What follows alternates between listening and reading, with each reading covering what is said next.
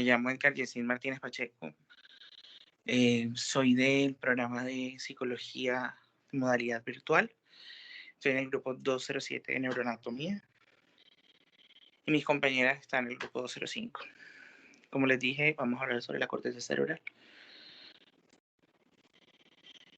Mis compañeras son Lady Peralta, Lady Bermúdez y Brigitte Baza, que pertenecen al grupo 205, y mi persona.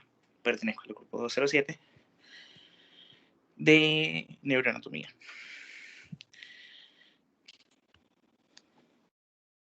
Principalmente hablaremos sobre la corteza cerebral, los tipos de corteza, las áreas que lo definen y algunas patologías derivadas de cada una de las áreas.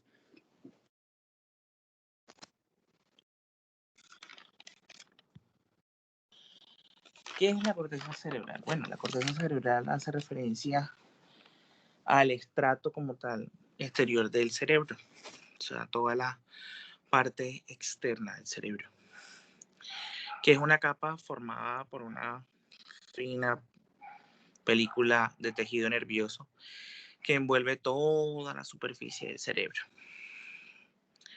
Recordando obviamente que los primates fueron los primeros o son los únicos animales con la corteza cerebral más desarrollada. Apartando obviamente nosotros como seres humanos que tenemos la capacidad de percibir, de imaginar, pensar, tener la capacidad de juicio y decisión, y finalmente de entender y de producir el lenguaje.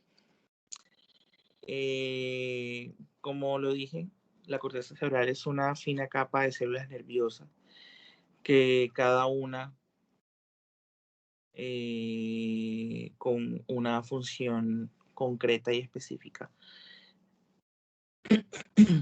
Además, se caracteriza por su diversidad estructural, neuroquímica y funcional. En la corteza cerebral se reconocen dos tipos de neuronas, las excitatorias y las gabapenogénicas. Ok, en los tipos de corteza del cerebro está la arquicorteza.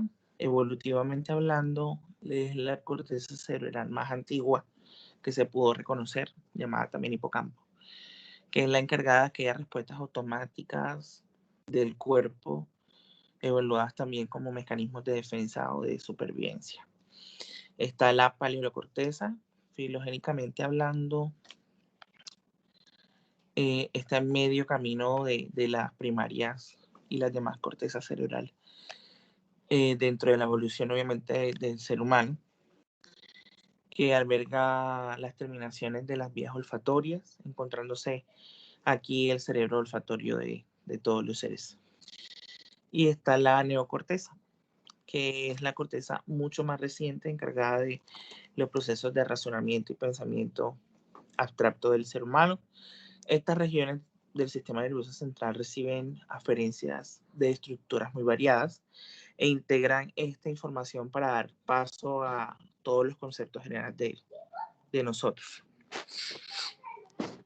Las capas de la corteza cerebral, como mencionamos anteriormente, esta corteza cerebral está formada por diferentes tipos de capas o de tejido neuronal conocida también como materia gris. Cada una de estas capas posee una especialización funcional diferente y ha sido originada en un momento evolutivo humano totalmente diferente. Esto significa que a lo largo de nuestra evolución y desarrollo como seres, la capacidad de estas capas ha aumentado en cantidad, y lo que ha implicado un potente desarrollo de nuestras capacidades cognitivas e intelectuales. Son las siguientes capas. La capa molecular, que es la más externa, por lo tanto es la de origen más reciente, conocida también como plexiforme, y es esencialmente la capa sináptica formada por una extensa y espesa red de fibras neuronales. La capa granular externa es la segunda capa conformada de la corteza cerebral y está formada por una gran cantidad de pequeñas células estrelladas y piramidales.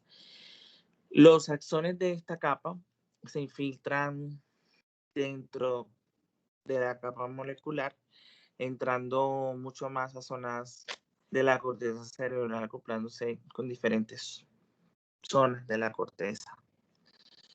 La tercera capa es la piramidal externa, que está conformada, como su nombre le indica, con células piramidales. La cuarta capa es la granular interna, que es formada esencialmente por una masa compacta de células estrelladas que organizadas de manera horizontal son conocidas como una banda llamada banda externa de Weierger. La quinta capa ganglionar,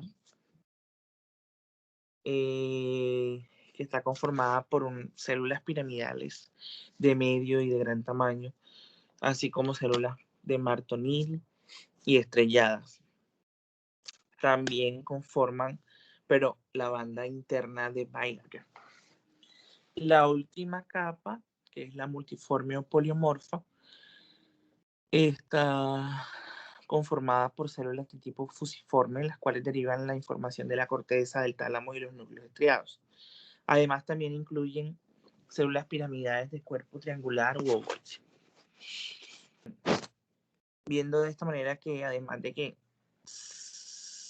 hay diferentes tipos de cortezas y las capas que conforman todo el cerebro o toda la corteza cerebral, también se divide en áreas funcionales o de acuerdo a la función se divide en cada una de las áreas de la corteza. También se pueden llamar áreas sensitivas, motoras y de asociación.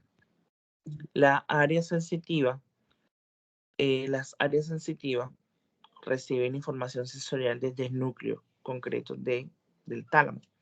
Esta información es de carácter sensitivo, lo que significa que transporta la información percibida por los diferentes sentidos, el olfato, el gusto, el tacto, la visión, etc. Esta misma área se divide también en dos. Esta área también se divide en dos áreas. La primaria, la cual posee conexiones directas de los receptores sensitivos periféricos, y la secundaria de asociación, que recibe información de la primaria y también la información del encéfalo. El objetivo principal de las diferentes zonas es crear patrones de reconocimiento y de conducta mediante la asimilación de información sensorial. Las áreas sensitivas también se dividen en cuatro. La área somatosensativa primera, la visual primaria, la olfativa primaria y la auditiva primaria. Ahora hablaremos sobre áreas de asociación, que son las zonas encargadas del mecanismos cerebrales asociados al movimiento corporal. Están situadas en la porción anterior de ambos hemisferios, es decir, en los dos lóbulos frontales. Hablaremos sobre las áreas de Brodmann y unas específicas de esas áreas porque son un montón. Entonces, y sobre esas áreas de Brodmann hablaremos sobre las patologías de las mismas. Un área de Brodmann es una región del cerebro delimitada de las otras, ya que, digamos, la composición del tejido nervioso es diferente entre las demás. Hablaremos sobre el área somatosensorial primaria, que está compuesta por las áreas 1, 2 y 3. En ella encontramos una serie de organismos encargados de recibir y procesar la información para luego producir modalidades de estímulos, tales como el tacto, la temperatura, la nocicepción y la propiocepción. Está la corteza motora primaria, que está situada en el área 4, que se encuentra al sector posterior del lóbulo frontal. Esta actúa conjuntamente con el área premotoras, buscando la planificación y la ejecución de todos los movimientos que hacemos. Su afectación se evidencia con una parálisis muscular que generalmente tiende a volverse flácidos los músculos y a perder, digamos, todos los movimientos que hacemos. Pero no perdemos, digamos, las funciones de todo el sistema de nervios que se encuentran dentro de la misma, que son los que causan los espasmos, pero no los movimientos como tal. tenemos la corteza somatosensativa secundaria o de asociación, que en esto se involucran el área 5 y 7, en donde se produce la unión de integración de todas las sensaciones del cuerpo. Por ello, generalmente cuando sufre una afectación repercute de tal manera que la capacidad de percibir las sensaciones para son capaces de percibir las sensaciones digamos, de lo que hay alrededor de nosotros, pero el cerebro como tal no reúne toda la información para darle un sentido a toda esa capacidad sensorial. De esto podemos hablar de las agnosias, que es como tal, es la incapacidad de procesar la información sensorial. Dentro del campo ocular frontal está el área número 8, involucrada como tal en todos los conjuntos de movimiento de los ojos. Generalmente cuando sufre una afectación esta área, también sufre una afectación todo nuestro campo visual, pero como tal es el proceso de la información que va desde que nosotros miramos hasta reconocer qué es lo que estamos mirando. Entonces es ahí donde se afecta esta capacidad de ver, de que es como tal reconocer o mal reconocer lo que estamos viendo. Por último, explicamos sobre la corteza prefrontal, que está involucrada en la 9, 10, 11 y 12 de la corteza cerebral, que está ubicada en todos los lóbulos frontales, en los dos lóbulos frontales, que es la donde se planifican los comportamientos cognitivos más complejos. Por ejemplo, la toma de decisiones, el comportamiento social de todos nosotros.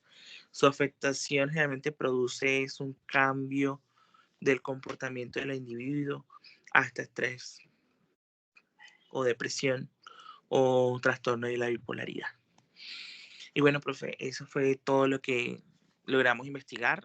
Espero que haya sido fructífero esta breve explicación. Y bueno, muchísimas gracias.